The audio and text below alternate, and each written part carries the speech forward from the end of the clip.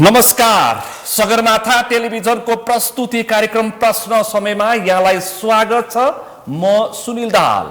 JNG विद्रोह पछाडि मुलुकको मूल राजनीति तरङ्गित भयो।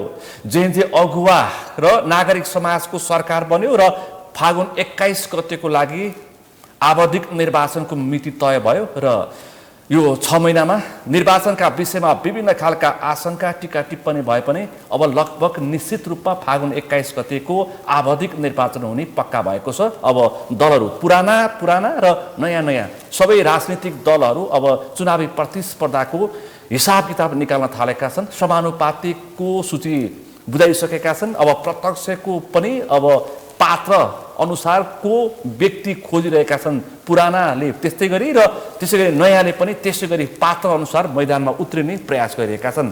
त्योसँगै जेएनजी विद्रोह पछाडि सबै राजनीतिक दलमा तरङ्ग देखियो।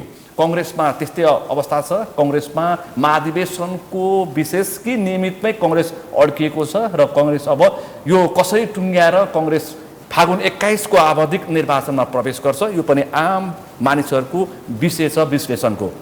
एमाले अधिवेशन सकेको छ तर तिक्तता घटेको छैन र एमालेको अधिवेशनको तिक्तताले पनि निर्वाचनमा असर पर्ने पनि विश्लेषकले भनिरहेका छन् भने यता नयाँ शक्तिको रूपमा वैकल्पिक शक्तिको रूपमा देखा परेको राष्ट्रिय स्वतन्त्र पार्टीमा भने अहिले एक किसिमको चर्चा सुरु भएको छ र बालेन शाहदेखि कुलमान घिसिङसम्मको एकताले अहिले राष्ट्रिय स्वतन्त्र पार्टी भने उत्साहित छ र किनकि पार्टी सभापति नै जेलमुक्त भइसके पछाडि झन उत्साहित देखिएको छ। आज हामी विशेष गरी यिनी समसामयिक विषयवस्तु निर्वाचन, सरकार र दलहरूको भूमिका र त्योसँगै पुराना राजनीतिक दलहरूको चुनावी गठबन्धनको चर्चा पनि उस्तै छ भने उता नयाँहरू पनि जुट्ने प्रयास गरिएका छन्। तर ती नयाँमा पनि अझै पनि समस्या देखिएका छन्। आज हामी यिनै समसामयिक विषयवस्तुमा मुलुकको भू राजनीति, आन्तरिक र भू राजनीतिलाई पनि जोडेर छलफल गर्दैछौँ। आजको यो छलफलमा मसँग सहभागी हुनुहुन्छ नेपाली कङ्ग्रेसका पुराना नेता पूर्व सांसद टङ्क प्रसाद राई। यहाँलाई स्वागत छ। नमस्ते। त्यसैगरी आजको यो छलफलमा मसँग सहभागी हुन्छ नेकपा एमालेकी केन्द्रीय सदस्य डाक्टर टीका ढकाल। यहाँलाई पनि स्वागत छ।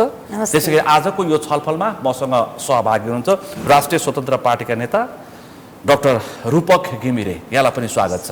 यहाँहरू तिनैजनालाई म स्वागत गर्छु। अत्यन्तै चासोको विषयमा आज हामी छलफल गर्दैछौँ र चुनावको माहौल चाहिँ बढ्यो किनकि जुन दलले चुनाव हुँदैन भनेका थिए उनीहरूले समानुपातिको सूची पनि बुझाए, प्रत्यक्षको लागि पनि तयारी सुरु गरे। राईजू, तपाईँको पार्टीमा चाहिँ अब महाधिवेशनको किचलोले पार्टी नै टुक्रिन्छ कि भन्ने चिन्ता सुरु भएको छ, के हुन्छ? म छलफल यहाँबाट प्रारम्भ गर्छु, त्यसपछि खास विषयमा प्रवेश गर्छु। हजुर, धन्यवाद सुनिलजी। यो हाम्रो तपाईँले सही भन्नुभयो। नेपाली काङ्ग्रेसको चाहिँ यो चुनावभन्दा अगाडि नियमित महाधिवेशन गर्ने कि विशेष गर्ने भन्ने एउटा विवाद छ। के होला? अर्को चाहिँ निर्वाचन पछाडि गर्ने कि अगाडि गर्ने? पुसमा गर्ने कि वैशाखमा गर्ने? पुसको अन्तिममा गर्ने कि वैशाखको अन्तिममा गर्ने? यो प्रक्रियामै छ। अब अहिले चाहिँ तपाईँको सर्ट आउट गर्ने प्रयासमा हाम्रो नेतृत्व चाहिँ लागि परेका छन्। सायद अब छिटै चाहिँ त्यो समाधान होला भन्ने हामीलाई लाग्छ र पार्टी महामन्त्री द्वय त टसमस नगर्ने अवस्थामा छन्। बरु पार्टी फुट्ला तर विशेष महाधिवेशन गरेर छाड्ने, किनकि नियमित महाधिवेशनको नाममा झुक्काइयो।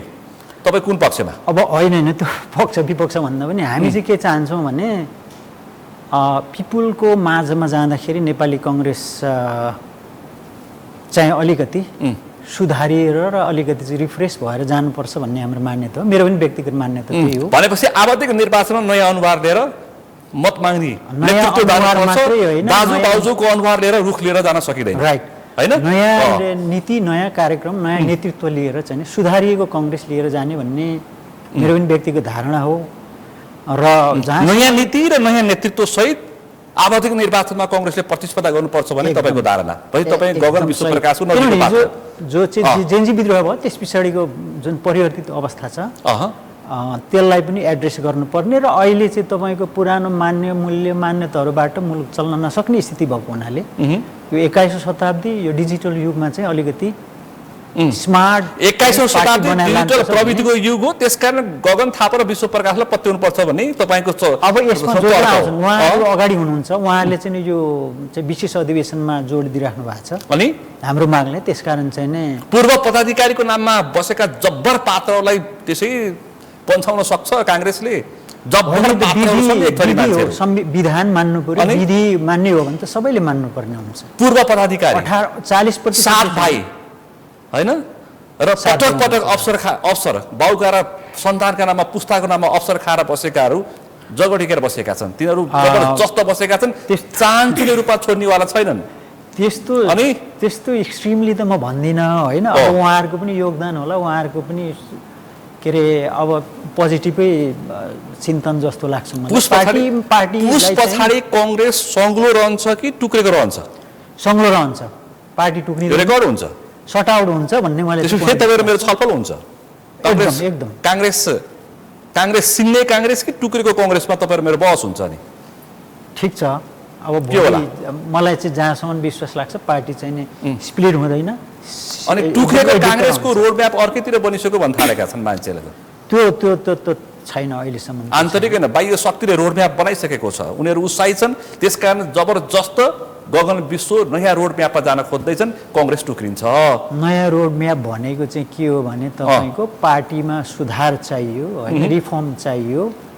हाम्रो चाहिँ नीतिगत कुराहरू, प्रवृत्तिगत कुराहरू होला। अघि तपाईँले भनिहाल्नुभयो अलिकति चाहिँ यो करप्सनको केसहरू छ होइन, अनि सर्भिस डेलिभरी गभर्मेन्टले दिनुपर्ने सर्भिस डेलिभरीहरू छिटो छरितो र सुशासनको कुराहरू। तपाईँ जस्तो इमान्दार नेता, तपाईँ पूर्व पुँजीको इमान्दार नेता, कङ्ग्रेसभित्रको दाग्न लागेको र कार्यकर्ता मात्रै बनाएर बस्ने, सङ्गठन गरेर बस्ने एउटा नेता तपाईँले चाहिँ भन्न सक्नुहुन्छ। तर मान्छेले चाहिँ के भनिरहेछन्? रुख आजको मुख लिएर आउला कि रुख लिएर आउला भनिरहेछन् मान्छेले चाहिँ। काङ्ग्रेस फागुन 21 को मैदानमा आजको फुलेको मुख लिएर आउला कि रुख लिएर आउला? पार्टी रुखै लिएर जान्छ नि। म तपाईँसँग आउँछु एकैछिन। ढकालज्यू, तपाईँहरू पनि दुई ग्रुप चेतावनी दिइरहेछन् ईश्वर पोखरेलले हारे पनि होइन, यदि केपिओले तलमाथि गरे भने छोडिँदैन भनिरहेछन्। अझै पनि तिक्तता मेटिएको छैन एमाले भित्र। के होला चुनावमा? कसले भन्यो तिक्तता मेटिएको छैन? यत्रो चर्चा छ, हारेका नेताले बोलिरहेछन्, उनीहरूले भनिरहेछन् हामी महाधिवेशनबाट स्पष्ट जुन प्रतिनिधिले माइन्डेड दिएको नेतृत्व आइसक्नु भएको छ, टिम आएको छ र हामी एकैबद्ध भएर अगाडि बढिरहेका छौँ। यहाँ समस्या छैन। एमाले एकबद्धता छ। अनि योगेश भट्टराई अनि सुरेन्द्र पाण्डेको कुरा तपाईँले सुन्नु न, यत्र सञ्चार माध्यममा आइरहेछन् केपिओलीको दबदबा झन् बढ्यो भनेर। इन्डिभिजुअल आफ्नो थट राख्न पाउँछ, तर पार्टीले आफ्नो चाहिँ कार्यविधि, हाम्रा नीति कार्यक्रमहरू स्पष्ट रूपमा चाहिँ अगाडि बढाएको छ। हामी क्लियर छौँ यसमा। अनि समानुपातिकमा एकलौटी केपिओलीको देखियो त? सबैभन्दा बढी संविधान सम्मत समानुपातिक लिस्ट नेकपा एमालेको तपाईँले देख्नु भएको छ नि। अनि केपिओलीका खास पात्रहरू मात्रै देखा पर्यो अनुहार चाहिँ। हजुरले नाम हेर्नुभयो भने नाम त मलाई कन्ठै छ, मसँग सूची छ। महिला, आर्य, अनि मुस्लिम, जनजाति, दलित सबै क्लस्टरबाट विधानमा बाध्य पारे उनीहरूले राख्नै पर्यो नि। त्यो एमाले चाहेको हो र निर्वाचन आयोगको अथवा नेपालको संविधानले बाध्य पारेर एमाले राखेको हो। संविधानले व्यवस्था गरेको हो। त्यसले गर्दाखेरि एमाले एकदमै छलफल गरेर एउटा पुरानो र नयाँलाई सँगै लगेर, कहिलेकाहीँ हामी नयाँ मात्रै लैजाँदा पनि कहिलेकाहीँ नलेजको ट्रान्सफर्मको प्रब्लम आउन सक्छ। तपाईँलाई नै सिधै यो प्रश्न सोधेँ, सूर्य बोकेर जाने कि ओलीको बोली बोकेर जाने? हामी व्यक्ति नेकपा एमालेको सूर्यको आवरणभित्र, झन्डाभित्र एकैबद्ध भएर हिँडेका छौँ। केपिओलीको अनुहारमा भोट हाल्छन्? केपिओली त सूर्यमा मत हाल्दाखेरि केपिओलीको अनुहार देखिन्छ। कसरी त राष्ट्रवादी नेता हुनुहुन्छ नि केपिओली? हजुर, त्यो त सक्यो केपिओलीको। त्यो घाम छाया जस्तो भइसक्यो। त्यो घाम छाया हो। कुनै बेला थियो, मान्छे पछि लाग्यो, भोट हाले, ठुलो पार्टी बन्यो। त्यो राष्ट्रियताको मापन केपिओली आफैले सकिसके। हजुरहरू गलत हुनुहुन्छ। यो जियो पोलिटिक्सको प्रभावले केपिओलीलाई एउटा राष्ट्रवादी नेतृत्वबाट गिराउन खोजिएको मात्रै हो। अनि र आगामी दिनमा जनादेशले केपिओली राष्ट्रवादी हो कि एमाले राष्ट्रवादी हो कि होइन भनेको फागुन 21 को निर्वाचनमा अझै पनि आशा छ एमालेलाई? हामी एकदमै ढुक्क छौँ। पहिलोको दोस्रो हामी पहिलो हुन्छौँ एमाले एमाले रेकर्ड हुन्छ, त्यसपछि तपाईँ मेरो फेरि छलफल हुन्छ। स्पष्ट फागुन मत 21 को आइहाल्छ। निर्वाचन दिन हजुर। घट्दैछ, निर्वाचनको मिति नजिकै छ। सिद्धान्त नीति र कार्यक्रम भएको जनाधार भएको पार्टी भनेको नेकपा एमाले मात्र हो। 23 र 24 गते घटा पनि सम्झिन्छन् नि भोट हाल्नेहरूले फेरि त्यसको तेस्रो नेतृत्व केपीओले यो गरेका थिए। विडम्बना हो देशमा 23-24 घटना घट्यो हामी पनि हो। देखी छौँ। त्यो झलझली सम्झिन्छन्। नयाँ मतदाताले 8 लाख मतदाता थपिएका छन्, केपीओलाई भोट हाल्छन्। जनताले पछिल्लो 23 र 24 घटनाका परिघटना श्रृङ्खलाहरू कहाँबाट सञ्चालित भएका रहेछन् भनेको त स्पष्ट हुँदै गएको छ नि त। यस्ता यस्ता भू राजनीतिका विषय नेपाली राजनीतिमा धेरै चर्चा हुन्छ तर पुष्टि हुँदैन। 72 सालमा अँ, जब हामी एउटा नाकाबन्दीको चपेटामा पर्यौँ नि, त्यतिखेर केपी ओलीले अलिकति हाम्रो डिपेन्डेन्सी अथवा हाम्रो परम्परागत एउटा डिपेन्डेन्सी भारतसँग थियो। अनि हामीले यसका आधारहरू चाइनातिर पनि वैकल्पिक आधारहरू खोज्नुपर्छ भनेर एक किसिमको चाहिँ माहौल गराउँदाखेरि कतै यो एन्टी इन्डियन भयो भनेर एक किसिमको यो भू राजनीतिक प्रभाव अहिले एउटा तेस्रो कन्ट्रीसँग तेस्रो देशसँग व्यापारिक सम्बन्ध विस्तार गर्नुपर्छ भन्दाखेरि केपी ओलीको त्यतिखेर चर्चा भयो। राष्ट्रियताको विषय त्यही हो मुख्य कुरा। त्यसकारण अब ती विषयहरू सकिएका हजुरले होइन छन्। सकेको छैन। हजुरले बुझ्नुपर्ने कुरा के छ भन्दा अनि हाम्रो नेपाल जहिले पनि भू राजनीतिक चपेटामा छ। अनि हजुरले एउटा इन्डो पेसिफिक रणनीतिमा एउटा चाइनाको बिहाराई बुझिनु ट्रान्स हिमालयन कनेक्टिभिटीको चपेटामा हाम्रो नेपाल छ। यो सबैले बुझ्न पर्ने जरुरी छ। त्यसको एउटा शक्तिशाली लिडर नेपालको राष्ट्रिय स्वाधीनताको पक्षमा बस्ने व्यक्ति थुप्रै प्रश्न छ। त्यो राष्ट्रियताको त्यतिखेरको राष्ट्रियता केपी ओलीको अझै पनि ब्याज खान सक्छ, अझै पनि एमाले ब्याज खान सक्छ। केपी ओलीलाई परास्त गर्नको लागि विभिन्न खालका घटना परिघटना गराइएको हो। यसलाई हामी चिर्दै गएका छौँ र जनताले बुझ्दै 23 र 24 गते घटना विदेशी डिजाइनमा भयो। चाइनाबाट केपीओली नेपालमा आउन नपाउँदै अमेरिका त्यत्रो युवाहरूको असन्तुष्टि चाहिँ तिनीहरूले त्यत्रो युवाहरूको असन्तुष्टि मैले त आँखाले देखेको 23 र 24 गते घटना। नेकपा एमालेका नेपाली कांग्रेसका राष्ट्रवादी सबैका हाम्रा सन्तति हुन्। ती सबैको असन्तुष्टि हो। नेपाली जनता त नेपाली जनतै हुन् नि। कहाँ यहाँ भारत र भारतीय लडेका छन् जुन किसिमको चाहिँ उनीहरूको एजेन्डा भनेमा त हामी पनि समर्थन थियौँ नि त। हाम्रो पार्टीभित्र पनि यो इस्यु छ। हामीले पनि सुशासन चाहिँ स्थापना गर्ने कुरा, भ्रष्टाचार न्यूनीकरण कुरा त हाम्रा पनि प्रमुख एजेन्डा हो। एमाले पनि यस्तो बहस हुन्छ किन हुँदैन? सबैभन्दा बढी आउँछु एकैछिन आउँछु तपाईँसँग। डाक्टर घिमिरे, तपाईँ समानुपातिकमा पर्नुभएको होइन अहिलेसम्मको प्रारम्भिक, तर समानुपातिकमा राखिएका पात्रहरू सबै विवादित हुँदैछन् त। धमाधम समानुपातिक वैकल्पिक शक्ति, नयाँ शक्ति, निराशाको मत अपेक्षामा, अपेक्षाको मतलाई पूर्णता दिने भनेर राष्ट्रिय स्वतन्त्र पार्टी बन्यो। त्यसका सबै वैकल्पिकहरू वरिपरि आइपुगेका छन् तर सिफारिस भएका पात्रहरूले ठाउँ छोडिरहेछन्। म त राष्ट्रिय स्वतन्त्र पार्टीको समानुपातिकमा बस्दिनँ भनेर घोषणा गरिरहेछन्। के हो यो? तपाईँले कहिले छोड्नुहुन्छ? सर्वप्रथम त हजुरले सबै भन्नुभयो। चर्चा भइराखेको 8-10 जना पात्र छ, जबकि 110 जना समानुपातिक बुझाउनुपर्छ। र एउटा कुरा हजुरले अब यो देखाउने अथवा लुकाउने कुरा छैन, सबैले देखिराखेको कुरा के छ भने अन्तिम समयमा चाहिँ बालेन शाह र कुलमान घिसिङ पक्षहरू चाहिँ जोडिनु भयो। र म जुन विधिबाट आएँ, म चाहिँ राष्ट्रिय स्वतन्त्र पार्टीकै सदस्य थिएँ 2079 सालदेखि थिएँ। र हाम्रो चाहिँ यो समानुपातिकमा पर्नको लागि पार्टीले केही विधानहरू दिएको छ, जस्तो 50% चाहिँ तपाईँले प्रारम्भिक निर्वाचनबाट मत पाउनुपर्ने हुन्छ, जुन चाहिँ मैले 11,155 मत पाएको थिएँ। त्यो चाहिँ रासोपाको समानुपातिकलाई लागू हुन्छ, कुलमान र बालनबाट आएका समानुपातिकलाई लागू भएन। हो, त्यही कारणले जनताले कसरी विश्वास गर्ने? यसलाई चाहिँ यसरी बुझ्नुहोस् कि अन्तिम अवस्थामा 3 पक्ष मिल्नु भएको थियो र अर्को पक्षबाट आएको लिस्टहरूलाई चाहिँ हामीले यो भएन, तपाईँले ल्याएको यो लिस्ट भएन भनेर अपमान गर्न पनि नमिल्ने। र केही हदसम्म तपाईँले अहिले मिडियामा हेर्नुभयो होला, केही पात्रहरूले त त्यो आफ्नो उम्मेदवारी फिर्ता पनि लिइसक्नु भएको छ कि यो पब्लिक क्रिटिसिजम आइसके पछाडि त्यही अभ्यास चाहिँ अरू पार्टीबाट चाहिँ किन नभएको भनेर चाहिँ मैले पनि त सोध्न पाउँला नि त, होइन? त्यही अभ्यास चाहिँ जब चाहिँ पब्लिक बस्दिन भन्दै राखेपछि त मान्छे कहाँ बस्छ त? असामयिक सञ्जालमा स्ट्याटस त्यस्तै लेखेको छ। त्यो वाला जवाफ चाहिँ मैले दिन सकिनँ, किन भन्दाखेरि म आफै पनि त्यतिखेर चाहिँ कुनै प्रतिस्पर्धी थिएँ ओ। म इक्जाम दिने तर्खरमा थिएँ इभ्यालुएसन गर्ने अरूहरू हुनुहुन्थ्यो मलाई चाहिँ ल तिमी पास वैकल्पिक बन्ने हजुर भ्रष्टाचारको अन्त्य गर्छु भन्ने सुशासन कायम गर्छु भन्ने विधिको शासन गर्छु भन्ने तर सुशासनबाट मुलुक चलाउँछु भन्ने अनि पार्टीको अवस्था त्यस्तो मैले हुने। कसैलाई च्यापेको त होइन तर किन स्पष्ट भन्नुपर्छ नागरिकलाई? किनकि यो 21औं शताब्दीका प्रविधियुक्त नागरिक हुन्। व्यक्तिलाई च्यापेको त होइन तर मलाई हाम्रो समाजमा अलिकति बनेको न्यारेटिभ चाहिँ मलाई के अचम्म लाग्छ भने मानिलिनुहोस् न म अबको 20 वर्ष पछाडि म एउटा सफल राजनीतिज्ञ बनाउला, सफल डक्टर बनाउला, सफल एन्टरप्रेनर बनाउला अनि मेरो छोराछोरी चाहिँ यो देशमा चाहिँ कुनै अवसरै नपाउने भन्ने पनि त हुँदैन नि फेरि अनि होइन उनीहरू सक्षम भएर अगाडि जान्छ होइन हाम्रो समाजमा चाहिँ कस्तो नेगेटिभ बन्दै गयो भन्दाखेरि सक्सेसफुल व्यक्तिको छोराछोरी चाहिँ सबै नेपोकिट भन्ने पनि त होइन नि फेरि बुझ्नुभयो मैले कोही व्यक्तिलाई छापेन मैले प्रवृत्तिको कुरा गरेको हो जस्तो केही पात्रहरूको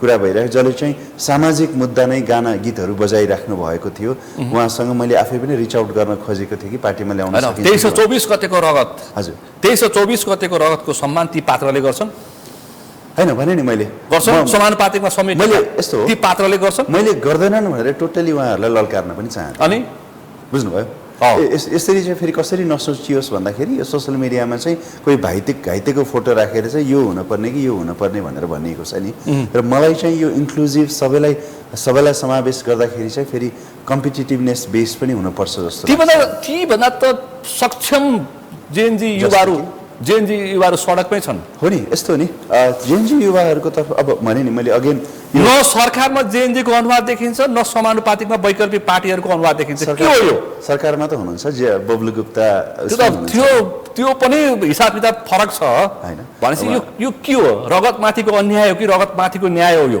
मैले भनिहालेँ एक त मैले राष्ट्रिय स्वतन्त्र पार्टी मैले केपीएलले र शेरबहादुरका परिवारलाई मात्रै धारे हात लगाएर हेर्नुहुन्न आफू पनि क्लियर हुनुपर्छ फेरि पनि मैले देश बनाउनेहरूले सायद यो तीनजनाको मिलन चाहिँ 1 महिना अगाडि हुन्थ्यो भने उहाँहरू सबैलाई यो उसबाट प्रक्रियाबाट आउनुहोस् भनिन्थ्यो होला होइन एटलिस्ट यति कुरा त छर्लङ्ग छ कि राजसभामा एउटा प्रक्रिया फलो गरेर आएको हो तर प्रक्रिया फलो गरेका मान्छेहरू बाहिरी जस्तो कि प्रतिस्पर्धीहरू 1 नम्बरमा थिए 2 नम्बरमा थिए 3 नम्बरमा थिए लिस्ट आउट भयो त्यसको आन्सर म यसरी दिन्छु दिनुस् त जो व्यक्तिको बारेमा तपाईले 1 नम्बर भनेर म 2 नम्बरमा थिएँ उहाँको 13000 मत आएको थियो मेरो 11000 समथिङ मत आएको थियो एकछिन त्यो भनेको 50% मात्र मत भएर बुझ्नुभयो 50% मत भएर प्रारम्भिक निर्वाचनको 50% मत भएर चाहिँ लिडरशिप एकाडेमी र पोलिटिकल प्रोक्सिमिटीको आधारमा त्यसकारण चाहिँ हो त्यसकारण तल अब म तपाईलाई एकदम हिसाब गर्न म त टेक्निकल मान्छे हो हेर्नुस् है 13000 स्कुलको डाक्टर पनि हो म टेक्निकल मान्छे हो तपाईले चाहिँ लगभग रमेश प्रसाईजीको 18000 प्लस भोट आएको थियो भने मेबी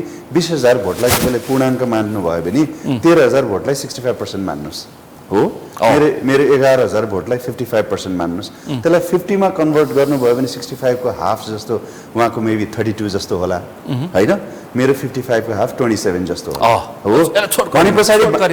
भनेपछि बाँकी 50 बाट मैले 5 नम्बर बढी ल्याउन सक्दिन त त्यसकारण तपाईँ 1 नम्बर हुनुभयो हो त्यसकारण सायद विवादित विषयलाई कसरी टुङ्गाउँछ रासोपाले त्यही नै मलाई कसरी टुङ्गाउँछ टुङ्गाउनु त पर्यो सुन्नुस् म आफै पनि यो प्रतिस्पर्धामा जानुभन्दा अगाडि र मलाई म 2011 मा मिस्टर नेपाल जानु अगाडि पनि फेयर त हुन्छ नि भनेर सोधेको थिएँ कि मैले बुझ्नुभयो र यसपालि पनि मेरो प्रश्न चाहिँ हामी टेक्निकल मान्छेहरू चाहिँ त्यति धेरै चाहिँ जनताको माझमा जानलाई हाम्रो लिमिटेसन भनौँ न हैन सो त्यो कारणले मलाई आफैलाई पनि के डर थियो कि मैले भोट ल्याउँछु त अनि हैन तर अप्रत्याशित रूपमा मलाई आफैलाई पनि दोस्रो भोट मलाई गीत गाउने र देश बनाउने फरक कुरा हो ख्याल गर्नु होला त्यो त डेफिनेटली हैन देश बनाउने र गीत गाउने फरक कुरा हो म फेरि गीत गाउने हैन तपाई त स्किनको डाक्टर हो प्रकाश सपुतहरूले गीत गाउँछन् मिठो स्वरमा छ उनीहरूको चाहिँ गीत तर देश बनाउने कठिन विषय कानुन बनाउने कुरा हो साँचो नै छैन रासोपाले चर्चाको भरमा चर्चित पात्र राख्दैमा चुनाव जितिन्छ भन्ने पनि त्यसलाई चाहिँ मैले यसरी पनि भने अनि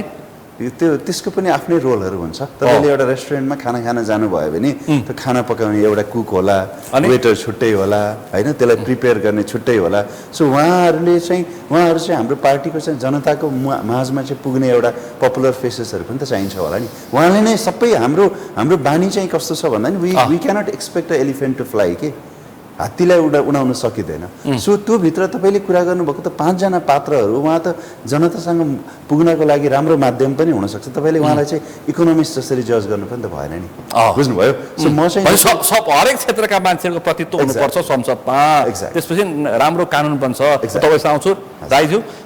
अब चर्चा त अर्कै छ यहाँ। काङ्ग्रेस, एमाले अनि नेपाली कम्युनिस्ट पार्टी मिलेर रवि बालेन कुलमानसँग प्रतिस्पर्धा गर्ने रे, व्यापक चर्चा छ। तपाईँ गगनको मान्छे, त्यसको विरोधी, के भन्नुहुन्छ? मैले पनि यो अलिअलि सुन्नु भएको छ नि, छलफल भयो भनेर पनि हल्ला सुन्नु भएको छ नि? अलिअलि सुनेको छु, तर औपचारिक रूपमा केही कुरा आएको छैन होइन। त्यसले गर्दाखेरि अलिअलि प्रचण्डले खुसाइसके, मेरा मान्छेले केपी ओलीका भेटिसक्यो भनेर। प्रचण्डको पेटमा कुरा अट्दैन, ख्याल गर्नु भएको छ नि? मैले डिटेल अब काङ्ग्रेस के गर्ने? देउवा काङ्ग्रेसले के गर्छ र गगन काङ्ग्रेसले के गर्छ?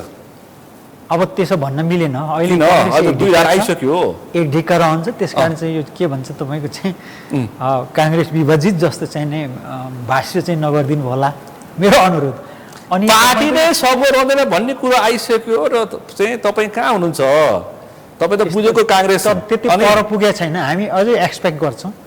यति भन्नु त पुसमा वैशाखको अन्तिम साता तय गरेको नियमित महाधिवेशनभन्दा अगाडि पुसमा विशेष महाधिवेशन भयो भने काङ्ग्रेस एउटै किताबमा रहन्छ रहँदैन? तपाईँ जस्तो बुझेको मान्छे लु भन्नुहोस् जनतालाई।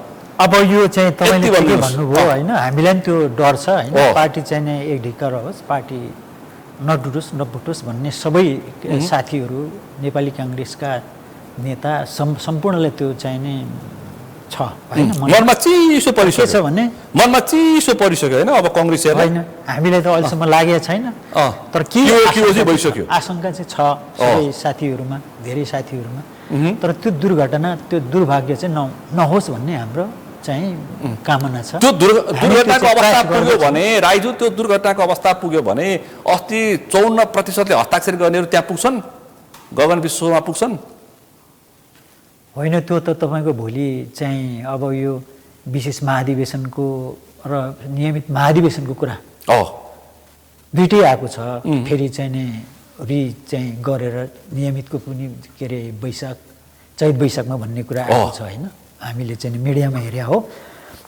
र विशेषको पनि यो 27, 28, 29मा भन्ने कुरा आएको छ। र त्यतिकै नेताहरू चाहिँ नै यसलाई चाहिँ कसरी सट आउट गर्ने र पार्टीलाई ब्रेक हुनबाट जोगाउने प्रयास त्यो अहिले कङ्ग्रेसमा छलफल छ। अब म यति भन्नुहोस् कि कङ्ग्रेस, एमाले र नेपाली कम्युनिस्ट पार्टीको चुनावी गठबन्धन भयो भने यो मुलुकमा के होला? अब हिजो जे भएको छ त्यही हुन्छ नि। पछि 8औं आश्चर्य हुन्छ मुलुकमा। सम्भव भएसम्म त्यो समीकरण अब यो के छ भने तपाईँको यो निर्वाचन प्रणालीले गर्दाखेरि यो स्थिति होइन। तपाईँहरूको त महासमिति बैठकै नगर्ने भनेको छ नि गगन थापाको प्रस्तावमा, होइन? कुनै पनि हालतमा वामपन्थीहरूसँग चुनावी गठबन्धन नगर्ने महासमिति बैठकमा अनि महासमिति बैठक त ठुलो बैठक हो त, देशभरका कार्यकर्ताहरूले एकमुष्ट निष्कर्ष दिएको विषय हो। त्यो परिस्थिति परिवेश अनि परिवर्तन भएको कारणले पनि त्यो हुन सक्छ होइन। यो कुरा आएको छ। भनेपछि सङ्खुवा सभामा पाइयो भनेदेखि काङ्ग्रेस, एमाले र नेपाली कम्युनिस्ट पार्टीको मतले जित्छु भने तपाईँ लागेको छैन। यो प्रारम्भिक चरणको कुरा होला, मैले पनि होला मात्रै भन्छु है। यो आधिकारिक निर्णय नभइसकेको हुनाले काङ्ग्रेस र एमाले त पक्का पक्की भनिरहेछन्। अब प्रचण्ड पनि पछि लागे भनिरहेछन्। त्यसको मध्यस्थकता झलनाथले गरिरहेछन् भनिरहेछन् यहाँ।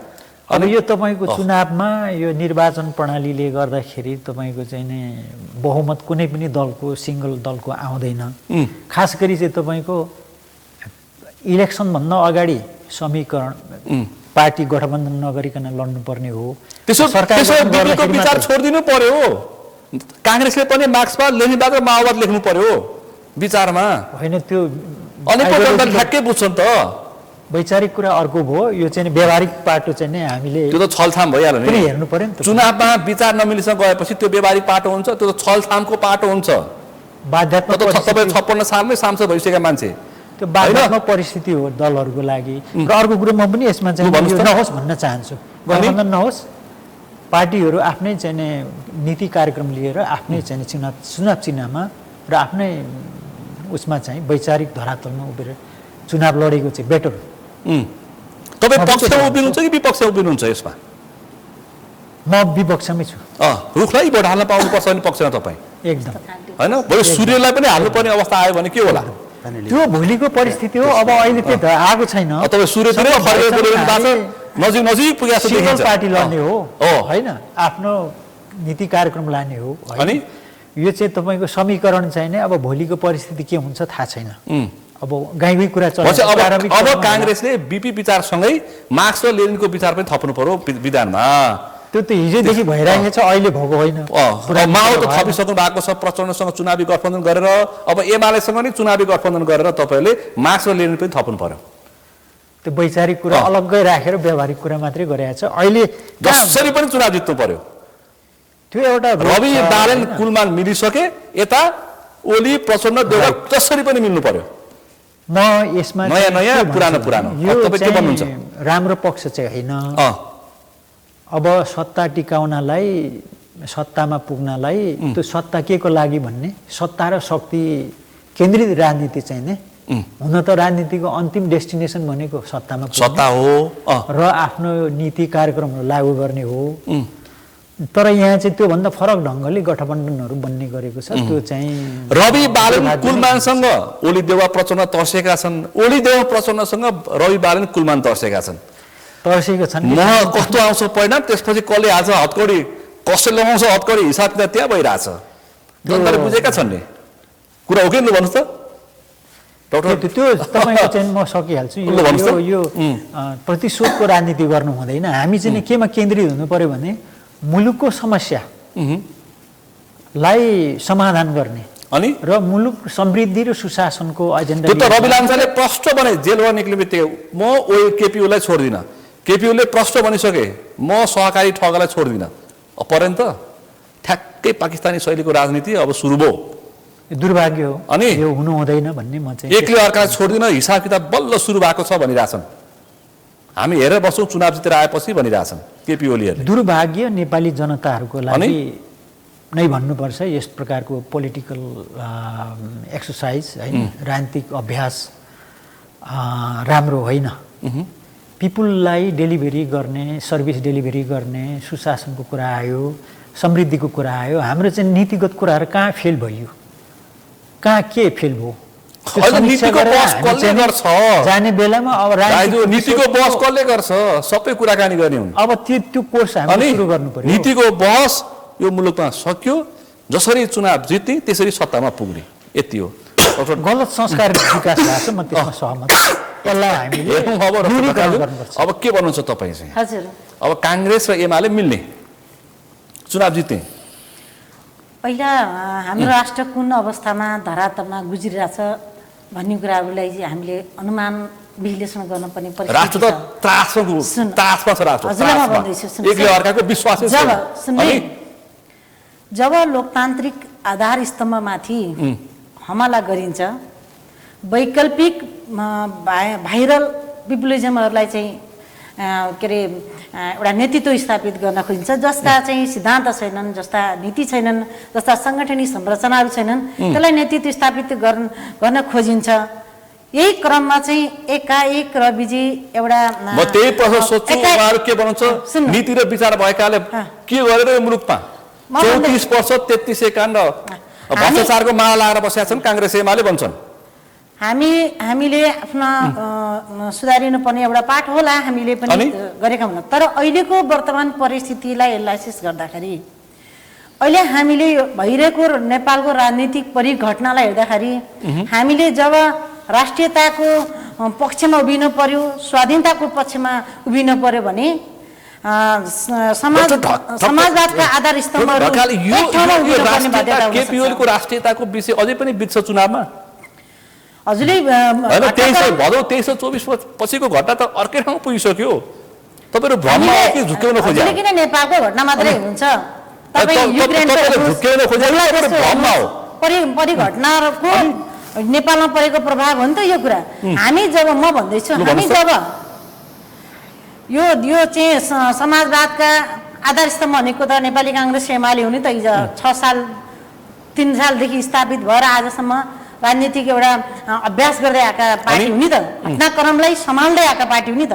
माओवादीको विद्रोह सम्हाल्दै आएका हुन्। यो परिवेशमा अहिलेको एकाएक राजनीतिक परिघटना जहाँ सिर्जना भएको छ नि त, यसलाई हामीले चाहिँ नजरअन्दाज गर्नुपर्ने परिस्थिति छैन। एमाले कुरा कसरी पत्याउने? अस्तिसम्म संसद पुनर्स्थापन भन्थ्यो, अहिले प्रत्यक्षको सूची बनाएर बसिरहेछ। सुन्नु, हामी एमाले कसरी संसद पुनर्स्थापना पक्षमा पनि छौँ। बरु काङ्ग्रेसले भन्दै थियो हजुर भन्नुहोस्। संसद पुनर्स्थापना भयो काङ्ग्रेसमा भने ठिक आफ्नो छ, आन्तरिक युद्धमा लडिरहेको छ, काङ्ग्रेसको कुरा नत्र नगर्नुहोस्। जान्छौँ चुनावमा भनिरहेछ काङ्ग्रेसले। अनि उहाँहरू आफै सङ्गठित हुन सक्नु भएको छैन, आफ्ना विचारहरू एकीकृत ल्याउन सक्नु भएको छ, उहाँको कुरा छोड्नु। म अरूको कुरा गर्न चाहदिनँ। मैले नेपालको परिवेशमा भू राजनैतिक चपेटामा परेको परिदृष्टि घटनाहरूलाई हेर्दाखेरि हामीले जब देशलाई बचाउनु पर्ने परिस्थिति आयो भने लोकतान्त्रिक शक्तिहरू एकजुट हुनुपर्ने परिस्थिति हुन सक्छ। मलाई थाहा छैन यो किसिमको एउटा केपीएलको पार्टी पनि तर्सेको कुरा होइन, मलाई त्यहाँसम्म पुगेको कुरा मलाई थाहा पनि छैन। हामी त्यो डिस्कसमा सहभागी पनि छैनौँ, तर देशको घटनाक्रमलाई हेर्दाखेरि हामी संवेदनशील अवस्थामा छौँ। हाम्रो देश संवेदनशील भू राजनैतिक अवस्थामा छ। काङ्ग्रेस एमाले माओवादीले पुऱ्याएको त्यो कुरा देवा प्रचण्डले पुऱ्याएको हामीले यो कुराहरू होइन। एउटा कुरा काङ्ग्रेस एमाले सत्तामा हुँदाखेरि यो देशका स्वच्छ छविका व्यक्तिहरू, यो ब्युरोक्रेसी, यिनीहरूलाई एउटा त्यस्ता व्यक्तिलाई चाहिँ आकर्षित गर्न नसकेको कमजोरी होला, तर बिगारेको थिएनन् नि त। काङ्ग्रेस एमाले मुलुक बिगारेको छैन। कुन नराम्रो अथवा कुन घटना ठुलो भन्ने कुराहरू जनताले कसरी पचाउँछ? हजुरलाई के भन्नु पर्यो भने पचाउने कुरा गर्नु पर्यो। सानो ठुलो घटनालाई कम्पेरिजन गर्ने भन्दा एमाले र काङ्ग्रेसले देश त बिगारेर यो ध्वस्त बनाएको त थिएन नि त। भनेपछि त अहिले घट्ने समस्या त भ्रष्टाचार भन्दा पनि ठुलो त देश जलेको भयो नि त। त्यत्र बालबालिकाको मृत्यु भयो नि त। त्यत्र बालबालिका मारेको नाइकी कसले मार्यो? जानुपर्छ त्यो कुराहरू त्यो कुराहरू होइन। आज ती बालबालिका पोसाकमा बालबालिका आन्दोलनमा किन बोलाइयो र कसले मार्यो यो छानबिन होस् न त। हामी तयार छौँ, एमाले स्पष्ट छानबिन होस् यो सरकारलाई भन्न चाहन्छौँ हामी। अनि हामी त्यसको जवाब दिन चाहन्छौँ। 23 गतेको पहिला छानबिन हुनु पर्यो, अनि 24 गतेको छानबिन गर्नु पर्यो। 23-24 दुवै छानबिन होस्। 23 गतेको उपज 24 गते हो नि त। नि सबै छानबिन होस्, त्यसको जवाब हामी जवाब दिन चाहन्छौँ। हाम्रो नेतृत्व जवाब नाबालकको ज्यान नगएको भएदेखि 24 गते नहुन यो बच्चाहरूलाई प्रयोग गरेर, हाम्रा नानीलाई प्रयोग गरेर पोसाकमा ड्रेसमा आन्दोलनमा आउन पाइन्छ? नहुन्छौ। अनि हाम्रो कसले मार्यो? गोली किन हान्यो? कसले मार्यो? तपाईभन्दा नि सचेत नारा तिनीले लगाएको थियो। यसको हामी चाहन्छौँ सचेत नारा। यो मुलुकमा भ्रष्टाचारीहरूले देश खाए भनिरहेको थियो। हामी एमाले देवा प्रचण्डको अनुहार सँगै राखिरहेको थिए। हामी एमाले स्पष्ट जनतासँग राज्यसँग यो आग्रह गर्छौँ, 23-24 को स्पष्ट छानबिन होस्, दोषीलाई कारबाही होस्। हामी तयार छौँ। पछि चुनावमा जाने अब चुनावमा जान्छौँ, ताजा जनादेश लिन चाहन्छौँ। एमाले ताजा जनादेश जान सक्ने हैसियत राख्छ? किन राख्दैन? हाम्रा एजेन्डा हेर्नुहोस्, व्यक्ति ठुलो कुरो होइन, उसको आवाज ठुलो कुरो, नीति र सिद्धान्त ठुलो कुरा हुन् कि। एमाले भित्रकै विपक्षी के भन्दैछन्? ओलीको अनुहार बोकेर कसरी जाने भन्छन्? जहिले पनि एमालेलाई मास्न खोजेकै। फेरि वैकल्पिक शक्ति के भन्छन्? राष्ट्रवादी शक्तिलाई मास्नलाई त विभिन्न तत्त्व लाग्यो। वैकल्पिक शक्तिहरू के भन्न छन्? केपी ओलीकै नेतृत्वमा एमाले, शेरबहादुर देउवाकै नेतृत्वमा काङ्ग्रेस चुनावमा जानुपर्छ अनि स्वाद आउँछ भनिरहेको छ। मलाई हामीलाई अर्को पार्टीको होइन, मिठो स्वाद आउँछ। अरू पार्टी कसरी जान्छ हामीलाई मतलब छैन। हामी जनतासँग ओली देउवा प्रचण्ड यी तीनटा इरिटेट पर्सनको सुन्नुहोस्, एमाले एउटा सङ्गठित रूपमा एउटा विचार हाम्रो हिजोका हाम्रा कमजोरीहरूलाई सुधार्दै नयाँ स्थापित जनताले विश्वास गरेको त्यो व्यक्तिले लिएर हामी चाहिँ चुनावमा जाँदैछौँ। हामी क्लियर छौँ। फागुन 21 निर्वाचनमा कोसँग प्रतिस्पर्धा हुन्छ काङ्ग्रेसको? अब ढाँटिकन है इलेक्सनमा जो पार्टिसिपेसन गर्छन् ती सबैसँग कि ठुला दलहरू होइन, उनीहरूसँगै होला नि त। अहिले त चर्चा त काङ्ग्रेस र राष्ट्रवादको प्रतिस्पर्धा हुन्छ भनिरहेको छन्। तपाईँले प्रश्न सोध्नुभन्दा अगाडि म भन्नुहोस् त। तपाईँले अरू सूचना दिनुभयो। अब समीकरणको चाहिँ व्यापक चाहिँ कुरा अगाडि बढाएछ भन्नुभयो, तर हामीले थाहा छैन होइन। हुनसक्छ अब हिजो पनि यो चाहिँ गठबन्धन समीकरणहरू चलेकै हो। ख्याल छ नि काठमाडौँको समीकरणले के कस्तो खालको परिणाम ल्यायो भने कङ्ग्रेसले यति त बुझ्छ होला नि। प्रतिस्पर्धा जोसँग पनि हुन्छ होइन। भोलि चाहिँ नि कङ्ग्रेस एक्लै लड्यो भने चाहिँ नि सबैसँग प्रतिस्पर्धा हुने भयो होइन। पहिलो त काङ्ग्रेसै हुन्छ, त्यस पछाडि चाहिँ नि अब के अरे नयाँ दल, पुराना दल खोल्नुभयो यहाँले, नेकपा एमाले, राष्ट्रिय स्वतन्त्र पार्टी अहिले कङ्ग्रेसले प्रतिस्पर्धी एमाले ठानेको छैन, हामीले राष्ट्रिय स्वतन्त्र पार्टी प्रतिस्पर्धी ठानिरहेछ हामीले नेपाली कङ्ग्रेसले। होइन, हामीले तपाईँको सङ्घ सभा के छ? एमाले पनि ठानेका छौँ। तपाईँको सङ्घ सभाको माहौल के छ? तर यो तपाईँको अब भोलि चाहिँ यो पोलिटिकल घटनाक्रमले कता कहाँ पुर्याउँछ होइन, अनि कोसँग समीकरण गर्छन् पनि होला नेताले। त्यो परिस्थिति आयो भने हामीले त मान्नुपर्ने हुन्छ। अनि त्यो गठबन्धनले अनि ब्याकफायर पनि हुन सक्छ नि फेरि। त्यो पनि होला भोलि माओवादीसँग मिल्दाखेरि काङ्ग्रेसले हारेको पनि ख्याल होला। त्यो छ। अनि यति त कङ्ग्रेसले हिसाब किताब गर्छ होला नि त। त्यही हो, देश चलाउनलाई राजनीतिक दलहरूले गर्ने कामलाई हामीले चाहिँ नि समीकरणको कुराहरूलाई हामीले त्यति चाहिँ हजुर नेगेटिभली काङ्ग्रेसले एमालेलाई प्रतिस्पर्धी ठानेन, राष्ट्रिय स्वतन्त्र पार्टीले ठान्यो।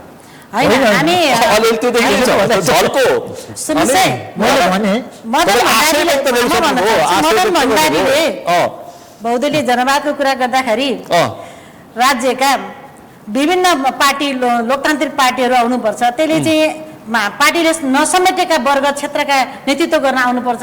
यो नै लोकतन्त्रको ब्युटी हो भनेका छन्। हामीले नव आएका पार्टीहरूलाई पनि हामीले त्यही निरुत्साहित गर्न पर्ने छैन। शङ्का कहाँ भन्दा जब कुलमानजी बालनजीले एकाएक रविजीलाई हाइज्याक गरेर जुन किसिमको गठबन्धन गरियो, त्यो पनि भू राजनीति। यहाँनिर सबभन्दा ठुलो खतरा यो शङ्का यो के हो भन्ने कुरो सोच्न पनि बाध्य कुरा हो कि हामी काङ्ग्रेस एमाले र ओली देवा प्रचण्ड मिल्यो भने कसले मिलाइदिएको, दक्षिणले कि उत्तरले? जब राष्ट्रियताको विषयमा आन्तरिक एकता हुन जरुरी। जब आन्तरिक एकता हुँदैन राष्ट्रिय भू राजनीति काङ्ग्रेस केपी ओली पुष्पकमल दाहाल प्रचण्ड शेरबहादुर मिल्दाखेरि चाहिँ आन्तरिक राष्ट्रियता बलियो गराउनको लागि अनि बालन र कुलमान अनि त्यसपछि रवि मिल्दाखेरि चाहिँ बाह्य शक्तिको उहाँहरू व्यक्ति हुन् त, सङ्गठन छैन नि त। त्यत्रो पार्टी गएको आवधिक निर्वाचनमा चौथो ठुलो दल बनेको रवि लामिछाने 6 महिनामा बनेको पार्टीले यो हामीलाई समस्या होइन कि पताल मत दिएको टुट्नुहुन्छ हाम्रो समस्या होइन। हामी हाम्रा चाहिँ स्पष्ट एजेन्डा छन्। हाम्रा स्पष्ट विधि विधानले निर्देशित गरेका कार्ययोजनाले जनतामा जालियो। हामी को मिल्यो को मिलेन होइन, तर यो देशमा भू राजनीति चलखेल हुन दिँदैनौँ। शङ्कास्पद व्यक्तिमाथि हाम्रो निगरानी हुन्छ। रविले पनि निगरानी गर्छु केपी ओलीलाई भनिरहेछन्। उहाँ त आफै अब स्पष्ट भएर आउनु भएको छैन। उहाँ अझै पनि जेल के अरे आफ्नो समस्यामा पीडित हुनुहुन्छ। अब राम्रो व्यक्तिहरू आउन् भन्ने हाम्रो पुराना दलले निगरानी राखिरहेछन्। मलाई रवि बालन र कुलमानलाई मलाई एउटा राम्रो व्यक्ति आउनुपर्छ। हाम्रो पनि हर्क साम्पाङ भन्ने पात्र मलाई एउटा मेटाफोर दिन मन लाग्यो। ट्रेलमा चाहिँ 3टा गुन्डाहरू चाहिँ आफ्नो आफ्नो एरिया छुट्याएर खुब झगडा गर्थे अरे। जब पुलिसले क्र्याकडाउन गर्न थाले 3टै मिल्न थाले अरे के। वर्षौँदेखि चाहिँ एकअर्काको उचित काटिराखेको अहिले मलाई त्यस्तै चुनावमा त मिलेका छन्। होइन, मलाई चाहिँ कस्तो लाग्यो, एकचोटि प्रचण्ड र ओली मिले, एकचोटि देउवा र प्रचण्ड मिले। अब यो नयाँ आएपछि उहाँहरूलाई कस्तो हवा भयो कि अब चाहिँ हामी रिप्लेस हुन्छ भनेपछि 3टै गुन्डा मिल्न थाले भने जस्तै मैले मेटाफोर दिएको है। फेरि गुन्डा भन्दा तपाईँ साङ्केतिक रूपमा सङ्केत गर्न खोजेको। म चाहिँ चाहन्छु उहाँहरू मिल्नुहोस् अनि अब चाहिँ किता छुट्टियोस् एउटा यथास्थितिवादी शक्ति र परिवर्तनकारी शक्ति। तपाईसँग विचारै छैन? होइन, विचार किन नहुने, केमा विचार छैन? हामी त एकदम समाजवादी विचार भनेको आलोचना मात्रै हो भनिरहेको छ। होइन नि तपाईँले त्यसमा एकदमै हाम्रो यो जलेश्वर बैठकले पारित गरिसकेको छ।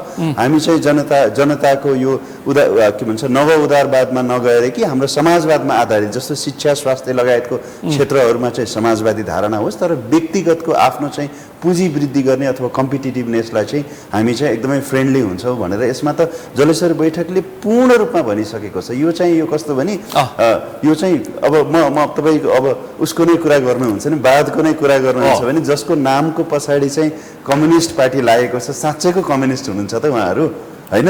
उहाँहरू चाहिँ कम्युनिजमले चाहिँ के भन्छ भन्दाखेरि डिस्ट्रिब्युसन अफ वेल्थको कुरा गर्छ, हो कि होइन? तर उहाँहरूको व्यवहार चाहिँ सधैँ पनि अकुमुलेसन अफ वेल्थलाई प्रमोट गर्न कि अब त कम्युनिस्ट पार्टी र प्राली भइसक्यो। एक्ज्याक्टली, बुझ्नुभयो? सो साँच्चैको नामको अगाडि वाद झुन्ड्याएर त वादको पछाडि कतिको लाग्नु भएको छ त्यो पनि त बुझौँ न, बुझ्नुभयो? अहिले वाद होइन, बाको पछि लाग्ने हो। एक्ज्याक्ट, कम्युनिस्टहरू बाको पछि लागिरहेको। म त अब त ओलीवा सुन्नुहोस्, अहिलेसम्म चाहिँ हाम्रो चाहिँ यो अनिर्णयको बन्दी भयो। अब त किता छुट्टोस् के यथास्थितिवाद। उहाँहरूलाई के लाग्छ यो यथास्थिति काङ्ग्रेस एमाले र ओली देवा प्रचण्ड मिलेर आउँदा पनि हो रवि बालन कुलमानलाई कुनै मज्जाले, कुनै दया हामी छैन, कुनै मज्जाले शङ्का बहुमत- छैन, कुनै त्रास छैन। हामी भिडियो मैदानमा हामी फागुन मज्जाले 21 गते खुलेर बहुमत लिएर आउँछौँ है तपाईको खुलेर पार्टीको बहुमत- सभापतिले प्रत्यक्षमा 151 सिट भन्नु भएको छ। मज्जाले कसले दिन्छ मत? त्यसमा यत्रो जनताले मत। दिन्छन्। जनताले दिन्छन्? म आज मात्र पोखराबाट आएको छु, 101 पहिला पूर्व मन्त्रीदेखि चाहिँ अहिले बाजा बजाएर चाहिँ राष्ट्रसभामा पार्टी प्रवेश भइरहेको छ। तपाईँले तर आज प्रवेश गरेर मान्छे त चारतिर प्रवेश गरेर आएका हुन् तपाईँतिर। हुनसक्छ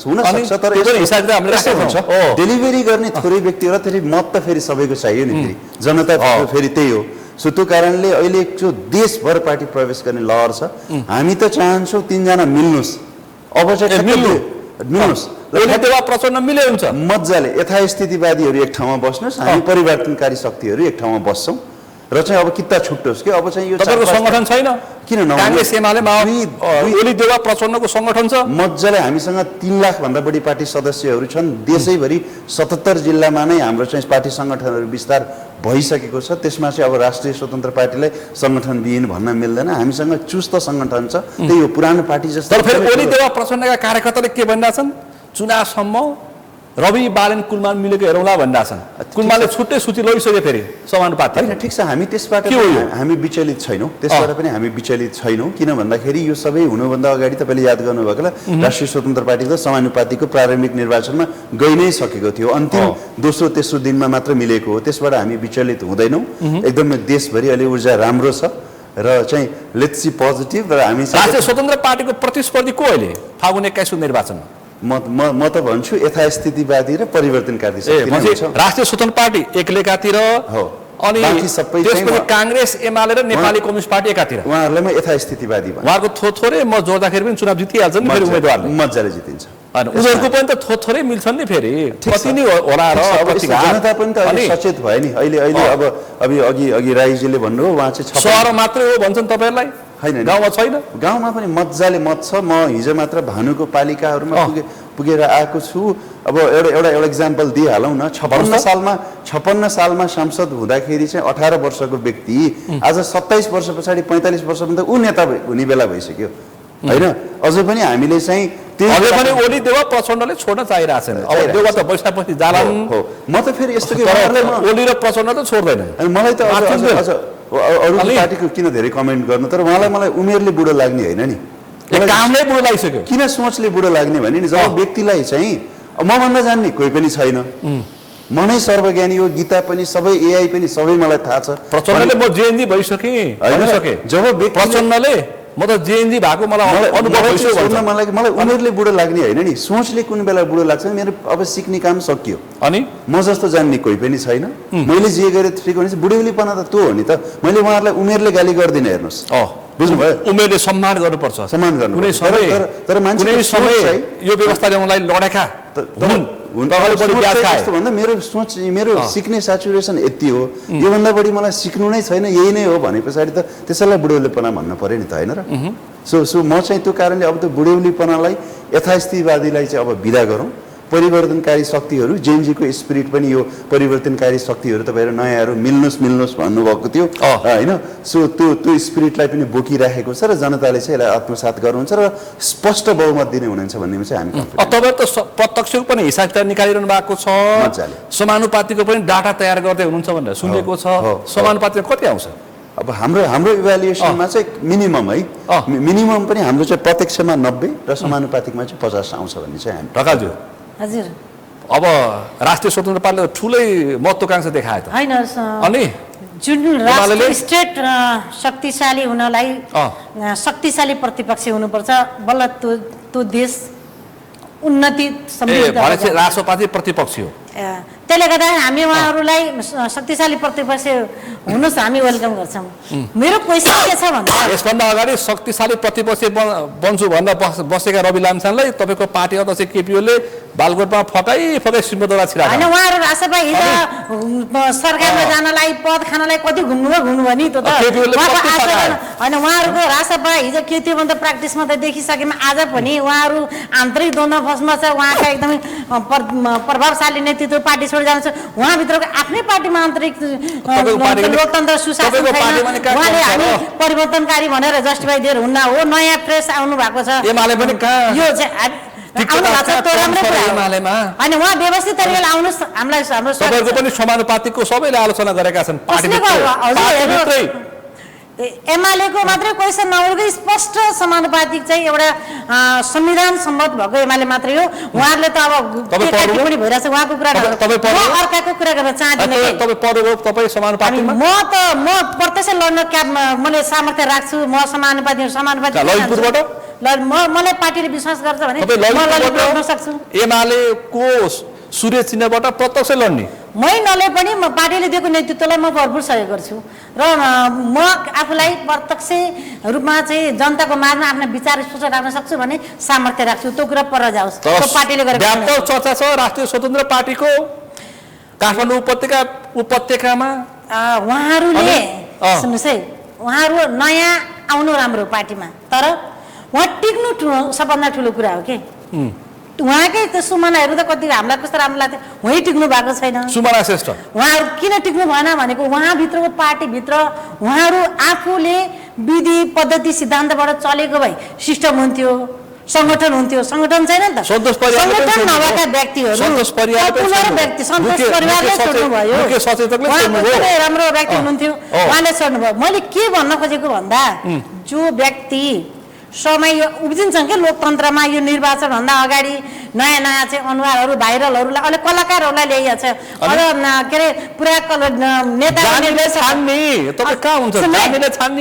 विषय कलाकार एकदमै दक्ष हुन्छ कि चिकित्सक हो उहाँ छान्ने। सुन्नु अब तपाईँ पनि डक्टर हो, अब जानेलाई छान्ने हो हरेक पार्टीमा राम्रो मान्छे छान्ने हो। राम्रा मान्छे छान्नु त राम्रो कुरा हो। भ्रष्टाचारी अपराधी गुण्डागर नाइके मतियाहरूलाई कहाँ छानेर हुन्छ? अब भ्रष्टाचारीलाई कार एमाले न काङ्ग्रेस न रासपा विरोध गर्नु पर्छ। सब भ्रष्टाचारी जो होस् अनि जो चाहिँ समाजको अराजक व्यक्ति जनताले को माइन्डेड छ त उनीहरूलाई निकाल्नको लागि किन ल्याउनु पर्यो त, किन जिआर ल्याउनु पर्यो? र मैले भनेको पार्टीमा कि यो अहिले परिवेश भनेको यो चुनाव अहिले व्यक्ति कुरो छैन कि पहिला राष्ट्र हाम्रो नेपाल हुन्छ कि हुन्न भनेको सबभन्दा गम्भीर विषय छ। भनेपछि यसपटक एमालेको मत माग्ने दाउ राष्ट्रियताको मुद्दा बोकेर जाने अझ छैन। चुनावै जानुमा थियो, प्रधानमन्त्री हुने थियो, सिंहदरबार किन जलाइयो, त्यत्तर चाहिँ 76 जनालाई किन मारियो, पुलिस प्रशासनलाई किन निरै बनाइयो, समाजमा किन आतंक बयान लिँदैछ हाम्रो त्यही कारण बहादुर कार्कीको बयान लिँदैछ पत्र वर्ष यो राणा पञ्चायत व्यवस्था त्याग नलाई हाम्रा सिनियरहरूले कति त्याग गरेर आएको लोकतन्त्रमा उहाँहरू आउनु भएको नि त, यो त सिनियरले गरेको योगदान हो नि त। हो कमी कमजोरी काङ्ग्रेस एमाले माओवादीको विकृतिको उपज उहाँहरू आएको विकृतिको उपज हो नि, यो लोकतन्त्रको ब्युटी हो के। तर नयाँ आउनु लोकतन्त्रको सुन्दरता होइन, सुन्दरता पुराना पार्टी कुरूप भएपछि आएका हुन्। त्यो कुरा हो, पुराना पार्टीहरूले तपाईँहरू सचेको भए ओली देवा प्रचण्ड सचेको भएदेखि उहाँहरूको समस्या आउँदैन थियो। उहाँहरूले अब बुझ्नुहुन्छ, उहाँहरू को कता घुम्नुहुन्छ। तपाईँले जेन्जी पछाडि 2 दिन अगाडि नै इन्डियन आज तकले चाहिँ प्रधानमन्त्री यो भनिन्छ भन्छ, आज प्रधानमन्त्री चुनाव हुनु खाँच अबको चाहिँ के अरे प्रधानमन्त्री चाहिँ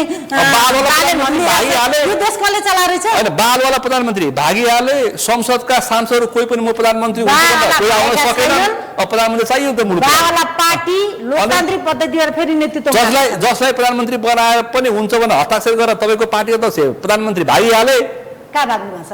तपाईँको माझमा बृहत जनसभा गरेर लोकतान्त्रिक पद्धतिबाट निर्वाचन पुनः नेतृत्व आउनु भएको छ। 1 महिना पछाडि बरु गगन थापाले क्षमा मागे, आजको दिनसम्म तपाईँको पार्टी अध्यक्षले सिधै क्षमा माग्नु भएको छ। गगन थापा के गर्छ? आफ्नो अध्यक्षलाई लसार पसार पार्दा अधिक चित्त नदुख्ने चाहिँ नेतृत्वको तपाईँ के कुरा गर्नुहुन्छ? उहाँले त पटक कुरा गर्नुहुन्छ।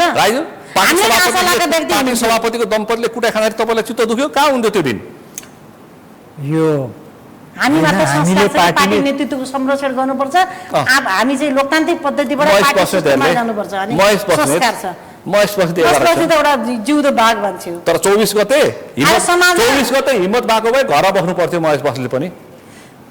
यो हिम्मत भएको भए घर बरु आर्जुका दम्पतिहरू घर बसे, कुटाइ खाए, अरू जे जे कारण भए पनि राईजी यो विडम्बना हो यो देशका कुट्नु हुँदैन कसैलाई पनि जलाउनु पनि हुँदैन व्यक्तिलाई जलाउनु पनि हुँदैन कुट्नु पनि हुँदैन देशको तर कार्यपालिका न्यायपालिका व्यवस्थापिका पनि बदनाम भएर चाहे मान्छे आक्रोशित जुनसुकै मानिन्छ पार्टीको नेतृत्व होस् यो बदनाम हुनु यो देशको बदनाम हो यो तपाईँ 56 सालको सांसद कार्यपालिका न्यायपालिका व्यवस्थापिका ठिकठाक छ लु भन्नुहोस् त जनताको बिचमा अहिलेसम्म त ठिकै छ भन्नु पर्यो ठिक छ ठिक छ बेठिक छ। त्यत्रो युवाहरू किन आक्रोशित भएर अब यसो मैले अघि पनि अनि? भने होइन हो सुधारको आवश्यकता छ अनि? हाम्रो शासन शैलीहरूमा कमी कमजोरी भएकै छ त्यो नकार्न सकिँदैन त्यत्रो चाहिँ नै लोकतन्त्रको लागि नेपालको देशको समुन्नतिको लागि धेरै शहीदहरूले चाहिँ ज्यान अर्पण गरेका छन् पुराना नेताहरूले कुर्बानी गरेका छन् हो त्यो हामीले सम्मान गर्नैपर्छ अघि एउटा प्रसङ्ग निकाल्नु भयो हाम्रो पार्टी सभापति र उहाँको धर्मपत्नी चाहिँ कुटिँदाखेरिको कुरा यो अत्यन्त दुःखद र लाजमर्दो कुरा हो यो चाहिँ के छ भने उहाँहरूले चाहिँ नि त्यस्तो खालको परिस्थितिलाई सामना गरेर होइन कर्मको फल भयो उहाँहरूले चाहिँ नि कर्मको फल भयो कर्मको फल त नभनौँ अनि? होइन यो उद्दण्ड कार्यका के अरे क्रियाकलाप अनि भन्छु म चाहिँ होइन उहाँहरूलाई ल भ्रष्टाचार गरेछ भने त अख्तियार छ होइन चाहिँ सम्पत्ति छानबिन आयोग छ ती त्यहाँबाट चाहिँ गरिन्थ्यो नि ती त। संस्थाहरू कसो कब्जामा छ होइन होइन कसका मान्छे छन् त्यहाँ? स्वतन्त्र निकायहरू हुन्। भन्ने मात्रै हो स्वतन्त्र यो निकाय मुलुकमा स्वतन्त्र निकाय कहीँ पनि छैन सब पार्टीका कार्यकर्ताहरू छन् यो चाहिँ अलिकति उच्छृङ्खल अलिकति उद्दण्ड भेन्डलिजमको कुनै नेपाली नागरिक कुनै नेपाली नागरिक अदालतमा ढुक्कका साथ मैले न्याय पाउँछु भनेर जाने अवस्था छैन किन कानुन पाउँदाखेरि कुलिङ अफ पिरियडमा के देखियो कानुन पाउँदाखेरि कर्मचारी कसरी खेलाउँदा रहेछन् त्यसै यो आक्रोश छैन क्या यसको पनि हिसाब किताब गर्नुपर्छ होला भू राजनीति होला खेले होला तर आन्तरिक आक्रोशको पनि तपाईँले हिसाब किताबै गर्नुहुन्न क्या होइन हामीले बेलामा त्यो कुरा हामीले रियलाइज गरेका छौँ होइन हामीले बारम्बार हामी चाहिँ अलिक तल्लो स्तरको मान्छे कार्यकर्ता होइन हामीले औपचारिक रूपमा त्यही त अनौपचारिक रूपमा औपचारिक रूपमा हामीले चाहिँ नै सजग गराएकै थियौँ गर्दै आएकै हौँ नेतृत्वलाई कि अब यो ढङ्गले चाहिँ नै मुलुक चल्दैन देश चल्दैन पार्टी पनि चल्दैन विश्व प्रकाश र बगन थापाले केपी ओलीलाई गएर भन्नु पर्यो सामाजिक सञ्जाल खोल्नु पर्यो युवाहरू आकर्षित भइसके भन्दाखेरि त्यस्तो हुन्छ र भने सोध्ने तपाईँको पार्टी सभापति हो त्यो चाहिँ के हो भने एउटा सामाजिक सञ्जाल खोल्नको लागि पनि ध्यान दिन सक्ने तपाईँको पार्टी सभापति शेरबहादुर देउवालाई फेरि प्रधानमन्त्री चाहिएको छ एउटा हामीले नि महसुस गरेको के हो भने सत्तामा बस्नेहरूले सबै त्यो इन्टेलिजेन्सले काम गरेन कि यत्रो चाहिँ नि विध्वंस यत्रो चाहिँ नि क्षति यत्रो चाहिँ नि के भन्छ तपाईँको चाहिँ क्रियाकलाप गलत काम हुन्छ भन्ने आकलन गर्न नसक्ने चाहिँ अत्यन्त दुःखद कुरा हो यो सबै घटनाका यो परिस्थितिमा पुर्याउनेहरू ओली देवा प्रचण्डलाई चाहिँ बरु हिसाब किताब निकाल्नुपर्छ भनिरहेछन् कस्तो भन्नुभयो यो जुन अवस्था आयो नि मुलुकमा ध्वंस हो ध्वंसमा पुर्याउनेहरू पात्रको खोजी गर्नु पर्यो पुर्याउनेहरूको यो स्थिति सिर्जना गर्नेहरू को हुन् अब यो तिनीहरूको हिसाब किताब निकाल्नु पर्यो भनिरहेछन् जनताले त म चाहिँ नि यसमा के भन्छु भने युवाको भावना त तपाईँलाई थाहा छ नि होइन युवाको भावना ठिक छ होइन सुशासन होइन समृद्धिको कुरा रोजगारको कुरा होइन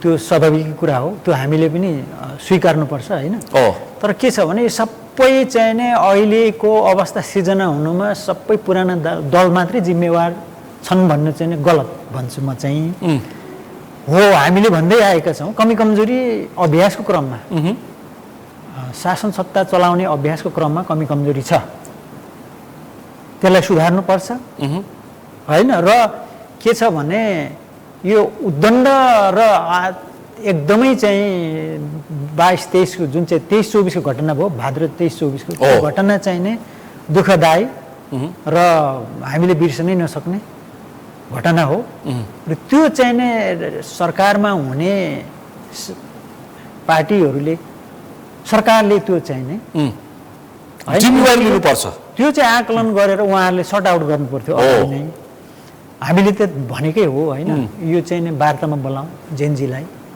र अब अलिकति संवेदनशील स्थिति भएको हुनाले अब आफ्नो चाहिने अभिव्यक्तिहरू पनि संयम हुनुपर्छ भन्ने हामीले सोचेको र अनौपचारिक रूपमा हामीले भन्ने पनि गरे हो। जो शीर्षस्थ हुनुहुन्छ उहाँहरूले त अलिकति संयम भएर बोल्नुपर्ने स्थिति तर अझै पनि सुध्रिने कुराहरू चाहिँ अझै पनि सुध्रिने यो देख्नुहुन्छ त्यस्तो परिस्थिति विस्फोटक पुराना नेता र सुध्रिने छाडगाड देख्नु भएको छ? त्यो आक्रोश छ, जनताको आक्रोश छ। घरै छोडेर भागे, उहाँको कुरा घरै छोडेर भागे, घरै जल्यो, यत्रो नोक्सान भयो, अझै पनि सुध्रिएन, अझै अलिकति पदको लोभमा बसिरहेछन्। अलिकति के हो भने अब विदेशीले दोष्नु भन्दा पनि हो षड्यन्त्र त हुन्छ। विदेशीहरूले आफ्नो इन्ट्रेस्टको लागि कुनै पनि मुलुकमाथि हस्तक्षेप गर्ने होइन, अप्रत्यक्ष रूपमा इन्डाइरेक्टली चाहिने त्यहाँबाट स्वार्थ लिने उनीहरूको चाहिँ मकसद हुन्छ। कमजोरी हामी गर्ने, त्यसकारण के हो भने पुर्याउने अनि हामीले के हो भने उनीहरूले हान्ने भनेको तपाईँको कमजोरी कहाँ छ त? के हान्ने हो? हनुमानलाई वध गर्दाखेरि उसको वधै हुन सकेन, कहाँनिर छ? तर कहाँनिर त्यहाँ हान्ने चाहिँ बढी जिम्मेवार हामी छौँ। र विदेशी शक्ति राष्ट्रहरूले पनि तपाईँको चाहिने उनीहरूको भेस्टेड इन्ट्रेस्टहरू होला अनि त्यसलाई चाहिने अब पुरा गर्नलाई पूर्तिको लागि उनीहरूले त विभिन्न चाहिँ चलखेल गर्ने। यो देशको हाम्रो कमजोरीलाई यो देशको ब्युरोक्रेसी कस्तो छ, यो देशका सरकारी अड्डा कस्ता छन्, अनि यो देशमा चाहिँ भ्रष्टाचारको सीमा कहाँ छ? सबै गल्ती हामी गर्ने होइन। उनीहरूले भनेका छन् तिमीहरूको देशमा भ्रष्टाचार हुन्छ, त्यस कारण सामाजिक सञ्जाल खोलिदिन समेत भनिदिए। अनि त्यतिसम्म भनिरहेछन्, अनि आफू चाहिँ नसुध्रिने अनि विदेशीलाई दोष लाएर अनि टकटकेर बस्ने यो आक्रोश हामी अब के भन्छौँ भने नि सुशीला कार्की सरकारलाई के भन्नुहुन्छ अब यो सरकारको दायित्व भनेको निर्वाचन गराउने हो होइन। फाल्गुन 21 गतिको निर्वाचन सम्पन्न गर्ने, भ्रष्टाचारको विषय केही पनि गरेन यो सरकारले, देखिहाल्यो। के गर्यो त? यसको काम भनेको भ्रष्टाचारीको छानबिन गर्ने, सुशासन कायम गर्ने, फाल्गुन 21 को निर्वाचन गर्ने हो। अब निर्वाचन मात्रै गर्ने भयो सरकारले, मान्नुहुन्छ? निर्वाचनै गर्ने हो। भ्रष्टाचारको कुरा भोलि चाहिँ त्यसको चाहिँ के हो, जरा चाहिँ कहाँ हो त? त्यो जरा चाहिँ खोज्नु पर्यो। भ्रष्टाचार एउटा संस्कार हो, सबैलाई थाहा छ। हामीले त्यो संस्कार डेभलप गरेका छौँ। त्यसलाई चाहिँ नि जिरो के भन्छ, जिरो टलरेन्स भन्छ नि करप्सनमा, त्यो परिस्थिति चाहिँ सिर्जना गर्नलाई अब आउने पार्लियामेन्टले, अब आउने सांसद त संसद त रङ्गिला हुन्छ, रङ्गिला हुनु भएन। सब जितेर आउँछ, सब थरी मान्छे जितेर आउँछन्, त्यसपछि देख्नुवाला कस्तो हुन्छ, कति टिक्ला संसद, कति टिक्ला मन्त्री, प्रधानमन्त्रीको कसले कति दिनमा शपथ खालान्, त्यहाँ कोशी के मध्य प्रदेशमा हुन्छ नि त्यस्तै हुन्छ। त्यसकारण म के भन्छु, कोशी प्रदेश पनि भयो, म के भन्नु तपाईँले सङ्घ पनि त्यस्तै हुन्छ। सबै कुरा भएकै तपाईँले भन्दै ल भन्नुहोस् त। अब म चाहिँ के भन्छु नि, अब दलगत कुरा मात्रै भएर चाहिँ भएन, मेरिटोक्रेसीमा जानु पर्यो। हामीले असल मान्छे चाहिँ ल्याउनु पर्यो, दल मात्रै भएर भएन। त्यसमा चाहिँ के हो भने कल्याणकारी राज्य, सुशासन, भ्रष्टाचार चाहिँ नि जिरो, शून्य सहनशीलता, यसमा हामी गएनौँ भने हाम्रो मुलुक अगाडि बढ्दैन। पुरानै पार्टीका भए पनि राम्रा मान्छेलाई छान्नु, राम्रा मान्छे आउनु पर्यो। अब हाम्रो रूपकजीको कुरामा अब रूपकजीले के भन्नुभयो भने पुराना दलहरू चाहिँ यथास्थितिवादी हौँ र हामी चाहिँ परिवर्तनकारी शक्ति भन्नुभयो। अब उहाँलाई लागेको कुरा त्यो होला होइन। हामीले नि के लागेको छ भने हामीले त्यही सङ्घर्ष गर्दैछौँ। हामी रिफर्मको चाहिँ प्रोसेस चाहिँ पार्टीभित्र तपाईँ लडिरहनु भएको छ, आन्तरिक रूपमा हुनु पर्यो। तपाईँ लडिरहनु भएको छ। असल मान्छे आउनु पर्यो, त्यो मान्छे एबल हुनु पर्यो, त्यो मान्छे इमान्दार हुनु पर्यो, जो राज्य चलाउँछ भन्ने मान्छे हुन्छ होइन। अहिलेको समय बुझ्नु पर्यो, पनि हुनु पर्यो, जनउत्तरदायी हुनु पर्यो, अहिलेको सन्दर्भ बुझ्नु पर्यो, युवाको भावना बुझ्नु पर्यो। अहिलेको चाहिने तपाईँको उहाँले भन्नुभयो हाम्रो चाहिँ ढकालजीले, अनि यो चाहिँ के छ भने अब मुलुक चाहिँ एउटा भू राजनीतिक दृष्टिकोणले संवेदनशील अवस्थितिमा छौँ हामी, त्यसलाई पनि हामीले चाहिँ हेर्नुपर्ने हुन्छ। राष्ट्रियताको सवाल उठ्दाखेरि यसलाई चाहिँ हामीले हेर्नुपर्ने के छ भने कहिले को नजिक, कहिले को नजिक, कहिले को नजिक हुँदाखेरि यिनीहरू निम्त्याएको त हो नि, नागरिकको निम्त्या हो र स्वार्थ अनुसारको राजनीति गर्दाखेरि भू राजनीति थोपरिएको जबरजस्त आएको, हामीले निम्त्याएको भू राजनीतिको चपेटामा हामीले आफैलाई समस्यामा छिराएका हौँ मान्नुहुन्छ ढकालज्यू? किन हजुरले युक्रेन हेर्नुहोस् न, जेलेन्सी उहाँ एकदमै पपुलर व्यक्ति, टेलिभिजन कलाकार हो। उहाँले भू राजनीति नबुझ्दाखेरि युक्रेन के अवस्थामा पुग्यो। हामीले नेपाल त्यो अवस्थामा नजाओस् भन्न चाहेको। नयाँ सृजनशील व्यक्ति, क्रिएटिभ व्यक्ति राष्ट्रपाका सबै जेलेन्सी हुन् होइन, उहाँहरू नयाँ क्रिएटिभ व्यक्ति आउनुपर्छ। हामी त्यो कुराको हामी विरुद्धमा छैनौँ। हाम्रा पार्टी पनि रिफर्म हुनुपर्छ। यो समाजमा राज्यका विभिन्न अङ्गहरू चाहिँ स्वायत्त रूपले चल्नुपर्छ, सुव्यवस्थित हुनुपर्छ। एउटा के अरे एउटा स्थायी सरकार छ, ब्युरोक्रेसीलाई पनि पोलिटिकलली चाहिँ इन्फ्लुएन्स भएर पनि समस्या चाहिँ आएको छ। अनि शक्तिशाली सम्पत्ति छानबिन आयोग अर्को एउटा बनाएर भए पनि तिनको नेपाली जनताको हिसाब किताब निकाल्यो भनेदेखि देशका भ्रष्टाचारी सबैको पाता कसरी समय आउँछ। राम्रा व्यक्तिहरू छन् यो समाजमा, छन्, ब्युरोक्रेसीमा पनि छन्, नागरिक समाजमा पनि छन्, राजनीतिमा पनि छन्, सबैतिर छन्। त्यस्ता व्यक्तिहरूलाई चाहिँ पहिचान गर्नु पर्यो। हाम्रा यो एउटा हाम्रा पार्टीहरूले यो कुराहरू हाम्रो पनि माग। तपाईँ हामी पुरानै भन्दा हामी पुरानै थर्डको व्यक्ति पनि होइनौँ। पार्टी रूपान्तरित हुनुपर्छ, व्यवहार रूपान्तरित हुनुको लागि जस्तो पनि समीकरण गरे पनि सकिन्छ। त्यो कुराहरू होइन। हामी आन्तरिक लोकतन्त्र, आन्तरिक व्यवस्था, सुशासनको पक्षधरै हौँ हामी। आर्थिक समृद्धि, सामाजिक न्यायको पक्षधरै हौँ हामी। र यी कमी कमजोरीलाई सुधार्दै अगाडि बढ्नुपर्छ र नयाँ आउने शक्तिहरू माधव नेपालको भनाइ सुन्दै थिएँ। अब माधव नेपाललाई पनि एकचोटि अवसर दिनु पर्यो रे देश बनाउने, जनताले पत्याइदिनु पर्ने के?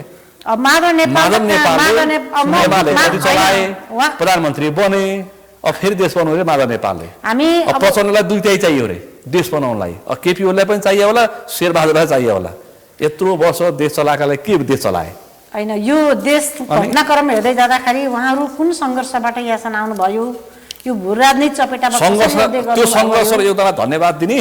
हजुर, त्यसको ब्याजको स्याज लिइसकेका छन्। अब के भन्न चाहन्छु भन्दा बाहिर बस्ने नयाँ आएका शक्तिहरूले पुराना नेतृत्वहरू, तपाईँले अहिले राजसभाका कुनै व्यक्ति घर एमाले भित्र पनि राम्रा मान्छे छन् भनिसकेँ मैले, काङ्ग्रेस भित्र पनि राम्रा मान्छे छन्। माओवादीहरूको क्षति भयो यहाँ त सबैभन्दा बढी कङ्ग्रेस एमालेको नेतृत्वमाथि, पार्टीमाथि हमला भएको यी नै राष्ट्रवादी शक्ति हुन् र यिनलाई मार्नुपर्छ भन्ने न्यारेटिभबाट आएको हो नि त यो अहिले। त्यही भएर अहिले हामी के भन्छौँ, काङ्ग्रेस र एमाले चाहिँ पार्टी एकीकरण गरे नै होइन सर। एकीकरणको कुरा भन्दा पनि राष्ट्रिय स्वाधीनताको र राष्ट्रियताको पक्षमा चाहिँ नेकपा एमाले, नेपाली काङ्ग्रेस होइन, काङ्ग्रेस र एमाले एमालेको पार्टी एकीकरण भयो भने प्रचण्ड त्यसै आइहाल्छ होइन। स्वतन्त्र अहिलेका अब नयाँ आगन्तुक व्यक्तित्व र पार्टीका लिडर पनि आउनुपर्छ राष्ट्रिय स्वाधीनताको विषयमा के। उहाँहरू अपरिपक्वताको कारणले देश धाराशय हुनु हुँदैन। अपरिपक्व हुन्छु भन्दै हुन्छ उहाँहरू त। उहाँ न राजनीति बुझ्नु भएको छ, न नीति छ, न सिद्धान्त छ, न चाहिँ सङ्गठनहरू छ। उहाँहरू आवेगमा आउनुपर्छ, आवेगमा टुट्नुहुन्छ कि। डाक्टर घिमिरे के भन्नु, उहाँ जस्तो रूपजी जस्तो व्यक्ति त आउनु, हामी त राम्रो राम्रा मान्छे छन्, राम्रा मान्छे आओस् भने हाम्रो पनि अबको संसद रङ्गिला नहोस् यति हो। रुपैजीहरूलाई के भन्छ होइन, रुपैजीहरूलाई पार्टीभित्र तपाईँहरू राष्ट्रियताको पक्षमा कम्प्रोमाइज नगर्नुहोस् भन्न चाहन्छु कि हामीले। राष्ट्रियताको पक्षमा प्रति त राष्ट्रियताको विषयमा बहुत चिन्ता गरे पुरानो दलले, बहुत चिन्ता गरे। म आफूले आफूलाई राष्ट्रवादी र देशभक्त भन्नलाई कति पनि म आनाकानी गर्दिनँ। र अर्को चाहिँ के भन्दा उहाँहरूले चाहिँ यो कहिलेकाहीँ बाटाहरू देखाएर हामीले यति त गरियो भन्नुहुन्छ नि। हामीलाई चाहिएको चाहिँ त्यो खरायो र कछुवाको रेस सम्झिनु न। हामीलाई चाहिँ खरायो जस्तै दौडिने तर स्टेडी चाहिँ कछुवा जस्तो चाहिएको छ। उहाँहरूको चाहिँ कस्तो, म स्वास्थ्य क्षेत्रकै इक्जाम्पल दिन्छु। 2048 सालदेखि अहिलेसम्म डाक्टरको दरबन्दी 1400 मात्र छ, बुझ्नुभयो? डाक्टरले मुलुक छोडिसक्यो। त्यही त, तर त्यो छ। अनि त्यो खालको, तर किन भन्दाखेरि यो बिल्डिङ बनाउनलाई उहाँ केपी ओलीले कतिवटा उसमा चाहिँ सब एकैचोटि उद्घाटन बिल्डिङ बनाउन, भेन्टिलेटर थप्न, आइसियु थप्नलाई चाहिँ जति पनि विकास हामीले चाहेको त्यो विकास होइन। हामीलाई त अहिले 1400 डाक्टर चाहिँ अहिलेको माग अनुसार त हामीले त केही नभए पनि 10,000 सरकारी डाक्टर हुनु पर्थ्यो। तर हामी करारको भरमा चलाउन खोज्छौँ किनभने त्यो डाक्टर थप्यो भने हामीलाई भार थपिन्छ भन्नुहुन्छ। बुझ्नुभयो सो अब हामीलाई चाहिएको चाहिँ उहाँहरूको जस्तो कछुवाको गति बेला बेलामा यसो निदाउने झट्ट उठेर अलिकति कछुवाको जतिले हिँड्ने होइन कि यो देशलाई अब चाहिएको भनेको उहाँहरूको फेरि घोषणा पत्र मैले अस्ति चाहिँ पुरानो एमालेको हेरेको थिएँ 5,000 पुर्याउने अरे कि नेपालको प्रति व्यक्ति घोषणा पत्र त सबैको उत्कृष्ट छ सक्नुहोस् न त्यसमा म डक्टर 101 छ घोषणा पत्र म डक्टर हो तर एउटा इकोनोमिक्सको सिम्पल थ्योरी चाहिँ डिभाइड बाई 70 भन्छ कि तपाईँले 10% आर्थिक वृद्धि दर यदि तपाईँले 7 वर्ष गर्नु भने बल्ल डबल हुन्छ होइन चाइनाको जस्तो अब उहाँहरूले चाहिँ 5,000 प्रति व्यक्ति पुर्याउने भनेर चाहिँ घोषणा पत्रमा देखाएको थियो कि सो जनतालाई अन्तिममा चाहिँ घोषणा पत्र जस्तै राष्ट्रपालले चुनाव जितेर आयो भने काम गर्छ मजाले हामी चाहिँ स्केलेबल समय सक्यो तपाईँ तिनैजनालाई विशेष रूपमा आभार व्यक्त गर्न चाहन्छु समय र संवादको लागि आभार व्यक्त गर्न चाहन्छु आज हामीले विशेष गरी अहिले पछिल्ला राजनीतिक घटनाक्रम र पार्टीभित्र देखिएका विवाद